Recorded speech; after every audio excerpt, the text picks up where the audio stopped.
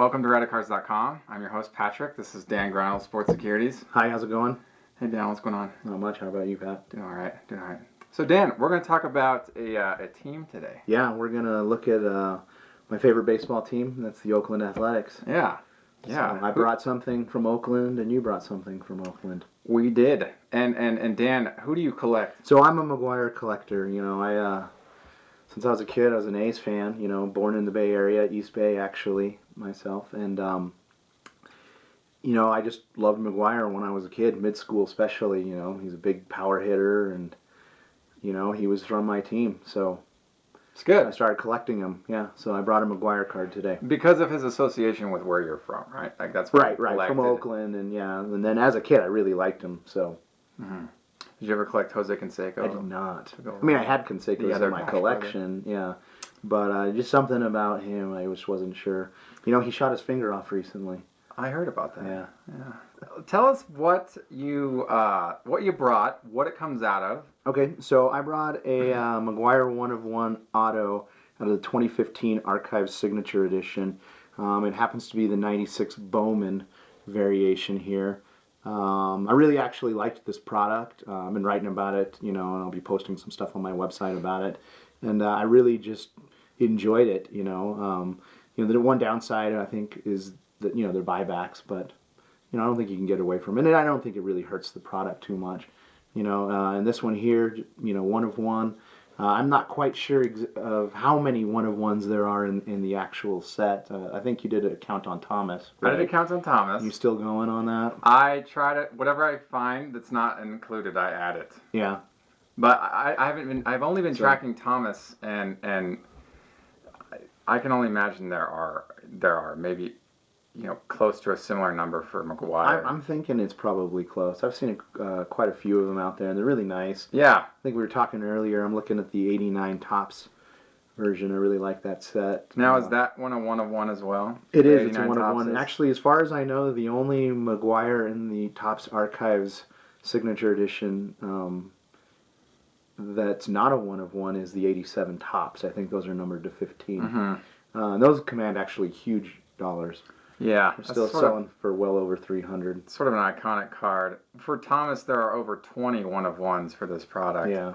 And I thought briefly about creating a master checklist of every card in the entire release, but it's just too much upkeep for me. Work, yeah. So I just didn't do it. But this is a really strong card. I remember when 96 Bowman came out, and I remember buying packs of 96 Bowman, and realizing there weren't really any big rookies in that set. Right. So it was affordable, and they had the one foil parallel in the set as well, which in fact I think was the only insert in that entire product. I don't remember. If I can remember correctly.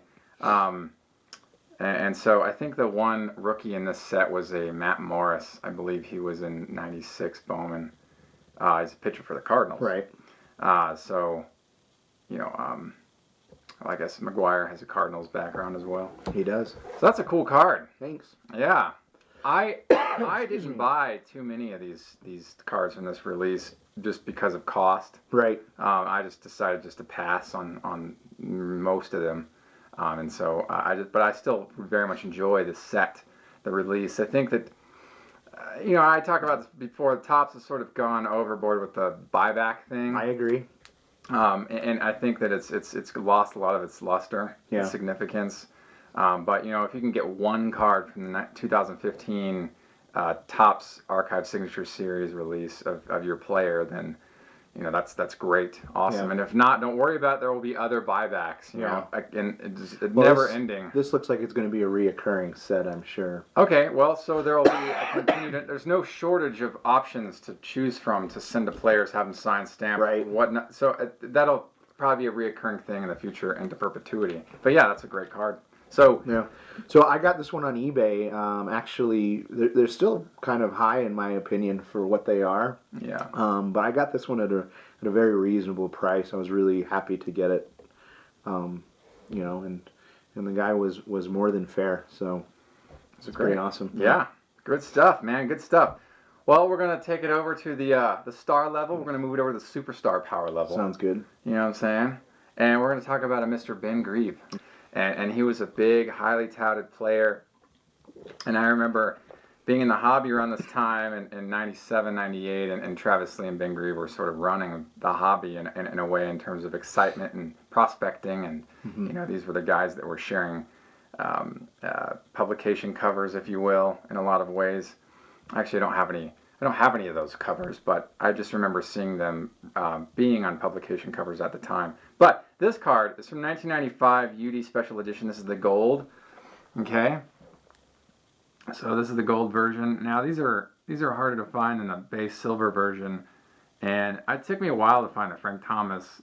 This set features stars and upcoming rookies, but I picked this guy up for just pennies on the dollar last year, and I remember being excited just to get him because I don't know why this card sat on eBay for a long time before I finally just bought it, but it just reminds me of a time when the hobby was, I guess, it was easier to make friends locally because you go to hobby shops and shows, and there'd be a lot of people locally that'd be into cards, and so it'd be fun to like meet new people. And there were a lot of hobby shops. There were shops. a lot of shops, and there were a lot of mall shows, and Ben Grieve and Travis Lee sort of remind me of that time, and which is why I constantly bring it up, and I'm probably putting an audience to sleep talking about them. Yeah. But you know what? Seriously, that's okay. I really like this card, and it's great. And he's sporting a really classic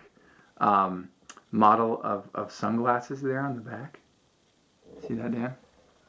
I see that. Oakley with those blades. That's right. The razors. I don't know what the model is, but man, they were really popular for a while. So that's what I had to share with you today. Now, Grieve's career didn't pan out, unfortunately, and so.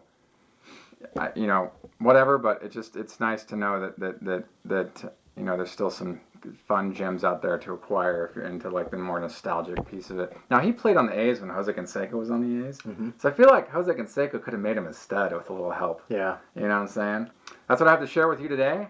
Dan, you have any final thoughts? Just farewell and all right. Have a good day. Thank you for watching. Until next time, enjoy collecting. Take care. Bye bye.